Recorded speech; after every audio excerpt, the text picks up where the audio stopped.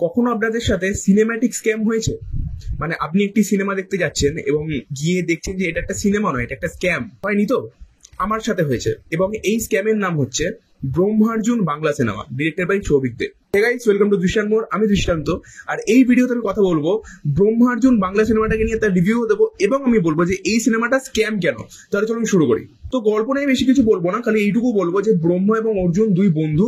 অর্জুনের সাথে ছোটবেলায় একটি ট্র্যাজেডি হয় এবং পরবর্তীকালে তার দেখা হয় ব্রহ্মার সাথে, এবং তারা দুজন একসাথে হয়। দিয়ে ব্রহ্মা এবং অর্জুন কিভাবে ক্রাইমের জগতে পা রাখবে এবং ক্রাইমের জগতের বাদশা হয়ে উঠবে, এবং ফিউচারে মানে আগামী দিনে কি পুলিশ বা গভর্নমেন্ট তাদের আটকাতে পারবে, বা তারা কি তাদের এই যে রাজত্ব সেটাকে টিকিয়ে রাখতে পারবে, এবং শেষে কি হবে, এইগুলো নিয়ে এই সিনেমাটা। তো এবার আমি সিনেমাটাকে স্ক্যাম কেন বলছি এটা জানতে গেলে আমাদেরকে শুনতে হবে নেগেটিভ এবং পজিটিভ। সবার আগে আমি বলবো যে পজিটিভ আমার কি কি লেগেছে এই সিনেমাতে। একদমই প্রথম যে পজিটিভ জিনিসটা লেগেছে সেটা হচ্ছে এই সিনেমাটার বিজিএম এবং গান। এই সিনেমার বিজিএম এবং গান একদমই স্ট্যান্ড আউট। গানগুলো তো খুবই সুন্দর এবং বিজিএমও বেশ ভালো, এবং সিনগুলোর সাথে বেশ ভালোভাবে যাচ্ছিল। বিজিএম গুলো শুনতেও ভালো লাগছিল বিগ স্ক্রিনে। দ্বিতীয়ত হচ্ছে এই সিনেমার কালার গ্রেডিং। এই সিনেমার কালার গ্রেডিং যথেষ্ট ভালো। মোস্ট অফ দ্য ফিল্মে এই সিনেমাটার যে জিওগ্রাফি এবং এই সিনেমাটার ওয়ার্ল্ডটা যেরকম একটা কুল ডার্কিশ টোন, একটা কুল ডার্কিশ গ্রিনিশ টোন এই সিনেমাটা ফলো আপ করছে। এবং তৃতীয় যে জিনিসটা ভালো এই সিনেমাটা সেটা হচ্ছে জিওগ্রাফি। ওয়েস্ট বেঙ্গল, বিহার, ঝাড়খণ্ড বর্ডারের একটা গ্রাম, এবং যেহেতু ওখানে একটা পাহাড় মানে মালভূমি এরিয়া, জঙ্গল, তো সেরকমই এই সিনেমার কালার গ্রেডিংটাও করা হয়েছে।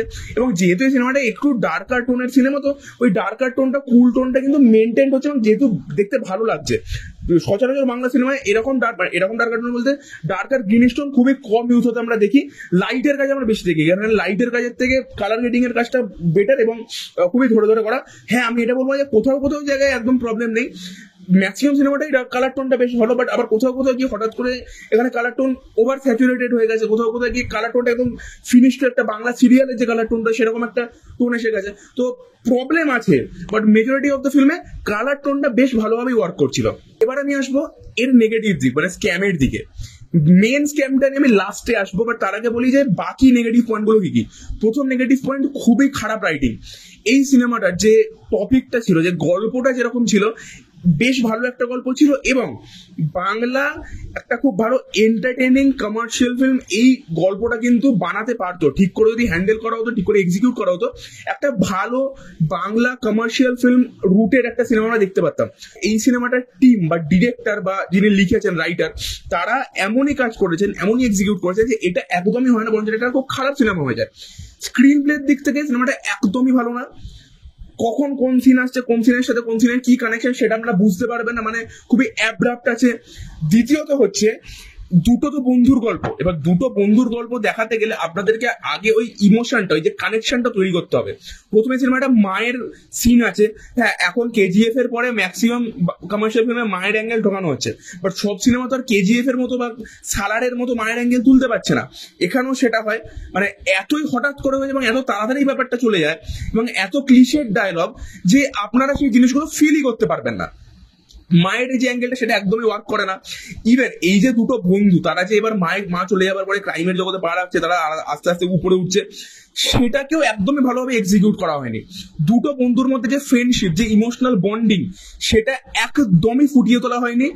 ইভেন ধরুন যেখানে গিয়ে এবার এদের দুজনের মধ্যে ঝামেলা সৃষ্টি হচ্ছে, ঠিক আছে, দুজনের শত্রু হয়ে যাচ্ছে, তো ওই দুজন যখন শত্রু হচ্ছে সেইটা ফিল করাতে গেলে বা ইম্প্যাক্ট দর্শকের মতো করাতে গেলে আপনাদেরকে আগে তার বন্ধুত্বটা ইম্প্যাক্ট ফেলাতে হবে। তো যেহেতু বন্ধুত্বটা ইম্প্যাক্ট ফেলেনি, সেই জন্য যে শত্রুটা হচ্ছে, যে ওটার যে ইম্প্যাক্ট সেটাও কাজ করছে না। ইভেন যেভাবে শত্রুটা হচ্ছে সেটাও লাইক সাডেন চলে এসছে। তো এইখানে স্ক্রিন প্লের দিক থেকে ইমোশনালি এক ফোঁটা কাজ করা হয়নি, ড্রামাটা ওয়ার্কই করে না, এবং সেখানে যে কাস্ট যারা পারফর্ম করছে তাদেরও পারফরমেন্স প্রচন্ড ব্ল্যান্ড এবং ওয়ান শেডেড, মানে একই রকমের তাদের এক্সপ্রেশন ছিল।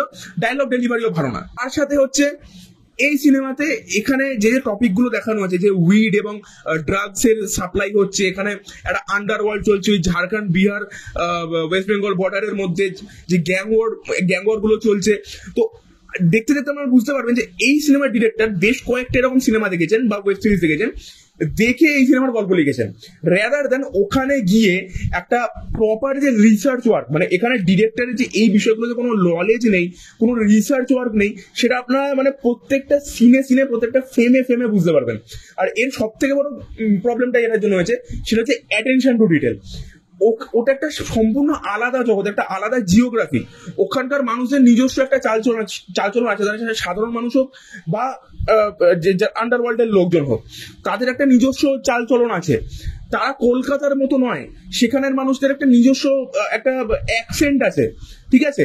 তো ওই জিনিসগুলো মানে কিছুই ফুটিয়ে তুলতে পারে, মানে কিছুই না। একটা বিহারের মানে একটা ওরকম border area, Bihar Jharkhand West Bengal border এরিয়ার একটা গ্রামের মানুষ আমাদের কলকাতার অ্যাকসেন্টে কথা বলছে, যে আপনারা সিনেমাটিক লিবার্টির জন্য সেটা দেখাচ্ছে, বাট কিছুটা তো অ্যাকসেন্সুয়াল চেঞ্জেস আনুন। যে ব্রহ্মার ক্যারেক্টারটা করেছে রোহন ভট্টাচার্য, সে একজন ওই একটা চ্যাংড়া ডন হয়েছে আর কি, মানে লিড হিরো আর কি। এবার বাংলা কমার্শিয়াল ফিল্মে বা বাংলা সিরিয়ালে দেখবেন এরকম একটা চ্যাংড়া ছেলে দেখাতে গেলে, একটু কেওড়া ছেলে দেখাতে গেলে একটা কথাবার্তা একটা উদ্ভট একটা ভঙ্গি দেয়, ভালো তো মানে এরকম একটা ভঙ্গি দিতে, যেটা খুবই ক্লিশের জিনিস। এখানেও একই জিনিস করা হয়েছে, এবং এখানে তার বাদে বাকি কারুর মধ্যে যে ওরা যে ওখানকার মানুষ, সেটা আমরা ফিল করতে পারবেন না। এবং এখানে কিন্তু দেখবেন সাউথের সিনেমা আমরা যেগুলো দেখি সেগুলো স্ট্যান্ড আউট করে যায়, যেমন ধরুন পুষ্পা এবং অন্যান্য সিনেমা। কারণ ওখানে ডিরেক্টররা কি হয়, ওই এরিয়াগুলোতে গিয়ে ওই মানুষজনদেরকে নিয়ে একটা প্রপার রিসার্চ ওয়ার্ক করে, যেটার জন্য ওইটা এই মানে সিনেমাগুলো অ্যাটেনশন টু ডিটেলে ফুটে ওঠে, ওয়ার্ল্ডটা বিলিভেবল হয়। এখানে যেহেতু অ্যাটেনশন টু ডিটেল নেই এবং ডিরেক্টরের কোনো জ্ঞান বা রিসার্চ ওয়ার্ক নেই, সেই কারণে কি হচ্ছে, ওই ওয়ার্ল্ডটাই বিলিভেবল এবং মানুষ কানেক্টই হচ্ছে ওই ওয়ার্ল্ডটার সাথে। ইভেন এরকমও সিন আছে যে একটা ক্যারেক্টার একটা সিনে হেভি কেলানি খাচ্ছে, তার মাথা ফাটিয়ে দেওয়া হয়েছে, এখানে পুরো দাগ হয়ে গেছে, রক্ত বেরিয়ে গেছে, তারপরে সিনে পুরো এইখানটা পুরো ভ্যানিশ, তার ওই মার্কটা অ্যাটলিস্ট একটা মার্ক তো থাকবে রে ভাই, ওই মার্কটা পর্যন্ত ভ্যানিশ। তো এরকম ভুলভাল অ্যাটেনশন টু ডিটেল আছে, এবং যে কারণে এই যে সিনেমাটা, যেটা গল্পটা একটা রুটেড গল্প হতে পারতো, সেই রুটেড গল্পটা একদমই হয় না। আমাদের মনে হয় যে নর্মাল আমরা একটা ইউটিউবের ভিডিও দেখছি। ইভেন ইউটিউবে যারা সিনেমা বানায় তারা অনেক ডিটেলে গিয়ে কাজ করে, এখানে সেই ডিটেলিংটা পর্যন্ত নেই। মানে এই কাজটা একদমই রুটেড, কোনো কমার্শিয়াল কাজ বাংলার বা ওই এরিয়ার কিচ্ছু হয়নি, দিস আ ব্ল্যান্ড ওয়ার্ক হয়েছে। এবার আমি আসবো যে কেন আমি এটাকে একটা স্ক্যাম বলছি। সেটা হচ্ছে এই যে পুরো সিনেমাটা আপনারা যখন দেখবেন, আপনারা ফিল করবেন যে এটা না সিনেমা না করে একটা ওয়েব সিরিজ করলে ভালো হতো। এটা এমন ভাবে এডিট করা যে মনে হচ্ছে ওয়েব সিরিজ কেটে জুড়ে বসিয়ে দিয়েছে। কেন বলছি, একদম স্টার্টিং এর যখন সিনটা হচ্ছে, স্টার্টিং এর সিনটা এবং তারপর যখন পুরো টাইটেল কাটফাট আসবে, ওই ইন্ট্রোটা কিন্তু বেশ ভালো ছিল, ঠিক আছে, ওটা বেশ ইম্প্যাক্টফুল ছিল। তারপরে যখন বাচ্চা মানে ব্রহ্মা এবং অর্জুনের ছোটবেলার সিন থেকে আমরা শুরু করি, সেখান থেকে একদম লাস্ট সিন পর্যন্ত প্রচন্ড অ্যাব্রাপ্টলি কাটা, মানে হুটহাট করে কাটা। একটা সিন হঠাৎ করে আসছে, সেটাকে হঠাৎ করে কেটে দেওয়া হচ্ছে উইদাউট এনি কনক্লুশন।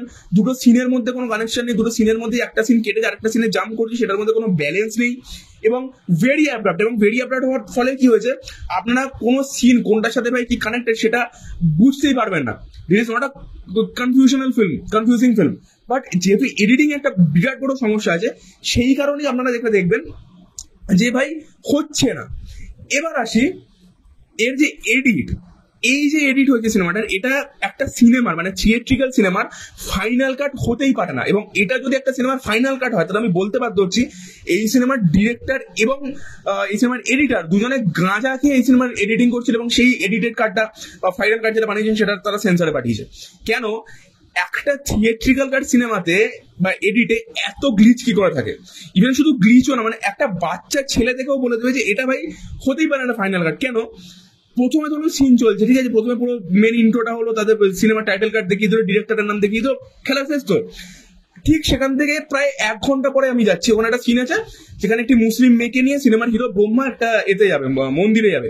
ওই সিনটা যেখানে শেষ হচ্ছে, suddenly 1-2 second, like fraction of 1-2 seconds একটা পোস্টার চলে আসবে স্ক্রিনের উপরে, Brahmarjun directed by Souvik De, like suddenly. That is actually glitch. এরকম গ্লিচে ভর্তি এই সিনেমাটা, যেখানে সেখানে কালার গ্রেডিং ফ্ল্যাকচুয়েট করছে, যেখানে সেখানে বিজিএম ফ্ল্যাকচুয়েট করছে, সিনেমাটোগ্রাফি ফ্ল্যাকচুয়েট করছে। তো এরকম গ্লিচে ভর্তি এই সিনেমাটা। কোন সিন কখন আসছে, কোন সিন কখন যাচ্ছে, হুটহাট করে কাটা হতে পারে না। দ্বিতীয়ত যেখানে ইন্টারভ্যাল হচ্ছে, ইন্টারভ্যাল যে কাটে, ইন্টারভ্যাল যে ওয়ার্ডটা, ওটা তো স্ক্রিনের মাঝখানে আসার কথা, ওটা এডিটেড কপির মতো একদম সাইডে আসছে। তার মানে কি, এটা অ্যাকচুয়ালি ফাইনাল কপি না, এটা একটা আন্ডার এডিটেড কপি ছিল, যেটাকে সিনেমা হলে তাড়াহুড়ো চক্করে দিয়ে দেওয়া হয়েছে। এবং আমার মনে হচ্ছে এখানে এত কিছু বানানো হয়েছে, মানে এত সিন চলছে, এত কিছু হচ্ছে, এটা একটা ওয়েব সিরিজ হিসেবে আমার মনে হয় বানানো হয়েছিল।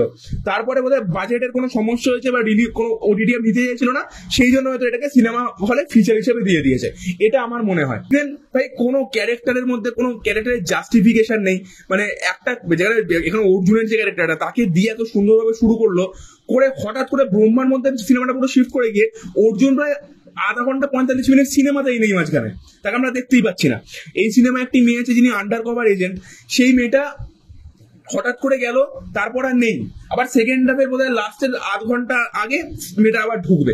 তো এরকম প্রচুর ভুলভাল সিকোয়েন্সেস আছে এখানে। ওই যেরকম বললো যে ওয়ার্ল্ডটা কিভাবে কাজ করে, কিভাবে এখানে স্মাগলিং হয়, হ্যাঁ ওই ব্যাপারগুলোর উপরে তো কোনো নজরপাতি দেওয়া হয়নি। এরকম প্রচুর সমস্যা আছে। এই জন্য বললাম যে এই সিনেমাটা কোনো ফাইনাল কাট হতে পারে না, এটা ফাইনাল কাট নয়, এটা একটা আন্ডার ডেভেলপমেন্ট কাট ছিল, যেটাকে তাড়াহুড়ো চক্করে ডেট ম্যাচ করার জন্য সিনেমা হলে দিয়ে দেওয়া হয়েছে। আমার রেটিং এই সিনেমাটার জন্য হচ্ছে 3/10। 3 আমি এই জন্য দিলাম, এর গল্পটা ভালো ছিল, এর গল্পটা এমন ছিল যেটা একটা ভালো কমার্শিয়াল রুটেড সিনেমা হতে পারতো, গ্যাংস্টার ফিল্ম হতে পারতো বাংলায়, বা সেটাকে করতে পারা যায়। এর গল্পটা কি ভালো ছিল, আইডিয়াস গুলো বেশ ভালো ছিল। দ্বিতীয়ত হচ্ছে ওই কালার গ্রেডিং বলো, কিছু কিছু জায়গায় সিনেমাটোগ্রাফি ভালো, এবং কিছু কিছু জায়গায় মিউজিক এবং গানগুলো ভালো। তো এই হচ্ছে আমার রিভিউ। আপনাদের কেমন লাগলো আমাকে অবশ্যই জানাবেন কমেন্ট বক্সে। আজকের জন্য আসি, দেখাবো অন্য কোনো ভিডিওতে। চ্যানেলটাকে please like, share and subscribe করে দেবেন। টাটা।